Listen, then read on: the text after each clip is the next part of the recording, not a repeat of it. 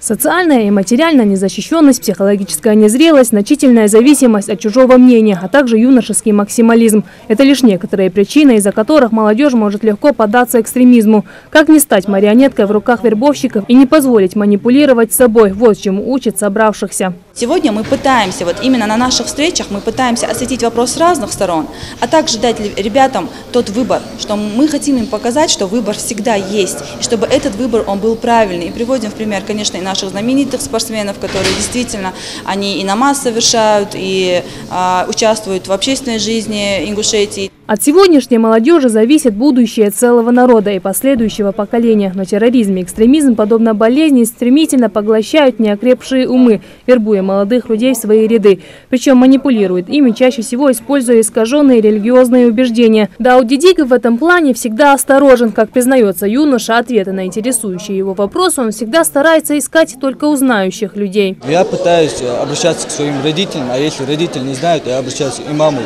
своему населенному пункту, и они мне скажут, я интернет больше часто не пользуюсь, просто для учебы или как-то связаться с друзьями, так я интернет больше не пользуюсь.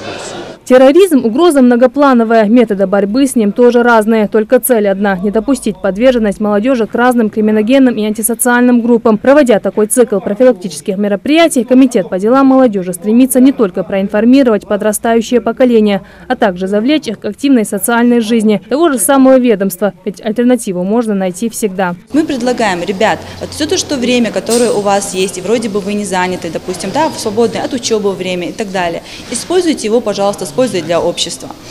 Сегодня, например, выступал Галаев Адам, это руководитель добровольческого корпуса, руководитель РСМ, и он подробно рассказал о деятельности комитета и о том, какие сегодня есть программы, грантовые конкурсы, какие форумы, в которых ребята могут участвовать, то есть занять свое время и быть действительно полезными, и себе быть полезными, и вообще в целом ингушскому обществу. Учиться на чужих ошибках, получать достоверные знания о религии, заниматься спортом и твердо стоять на ногах. Собравшиеся пришли к выводу, что только так можно получить здоровое общество, свободное от различного влияния. Благодаря этой встрече дизлайк экстремизму поставили сегодня десятки молодых людей.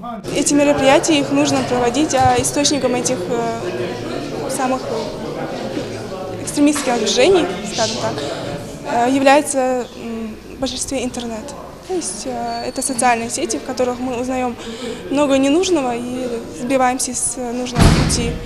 У терроризма нет религии, нет национальности. Такая беда может прийти в любой дом. И профилактика в этом вопросе очень важна. Так же, как и всесторонне развивать ребенка, чтобы на дурные мысли не было свободного времени. Жаредат Холухоева, Адам Далаков, Новости 24.